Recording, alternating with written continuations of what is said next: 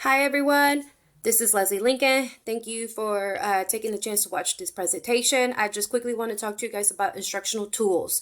Now, instructional tools is something that as teachers we need for every day in our classroom.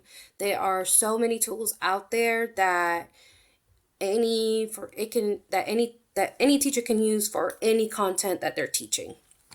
And I'm just going to talk to you guys about a couple that I use inside my classroom. And disclaimer, I do teach foreign language. I specifically teach Spanish. So hopefully these tools will be beneficial for you in your classroom as well. Now, drill and practice. This website that I use is called Conjuguemos. It's a tool for learning foreign languages, so specifically in Spanish. It provides activities for vocabulary, grammar, and conjugations.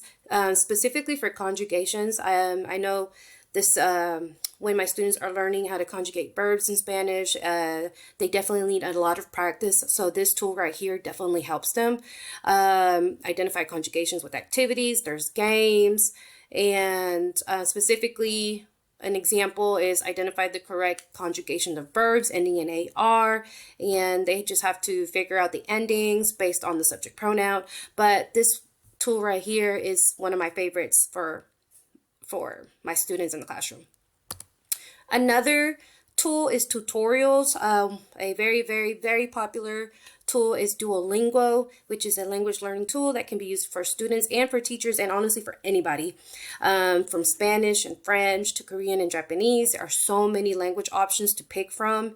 And Duolingo, which I really like, it focuses on teaching 4 types of language skills, which is reading, writing, speaking, and listening. So this is a very popular tool that not only for in my classroom, but for anybody that specifically wants to learn another language.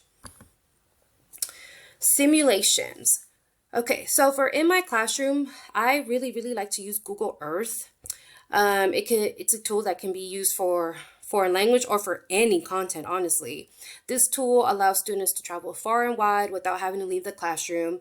Google Earth allows students to virtually travel or see another part of the world or places. So specifically, if I'm teaching my students about a festival that is celebrated in Spain, with Google Earth, I can really take them to Pamplona, Spain, where they celebrate the specific festival. Or there's also museum tours. The list goes on, but Google Earth can be used for any kind of content in the classroom, and it's one of my favorites. Instructional games. A very popular tool is Blooket. It could be used for foreign languages or for any content.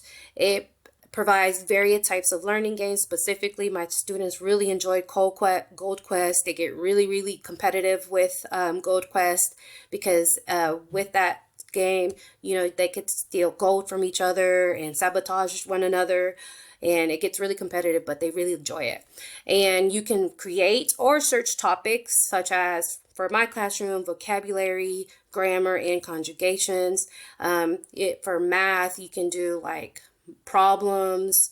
For language arts, vocabulary, the list goes on. You could be very creative when it comes to creating these games for your students. Another one is problem-solving programs.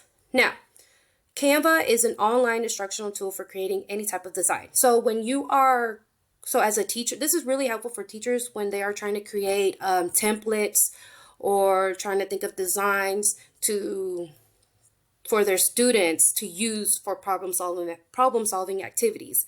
Now, you can create bar graphs to brochures, from infographics to presentations. The ideas are endless. Canva is that's one thing I really enjoy by Canva. You could really create anything and everything with this website.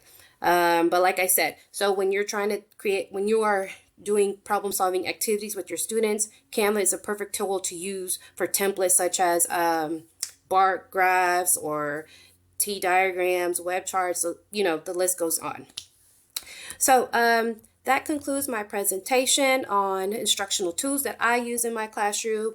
If you have any questions, please let me know. If you see on the website, like if you scroll a little bit down, you would see tutorials on each of the websites that I just mentioned right now.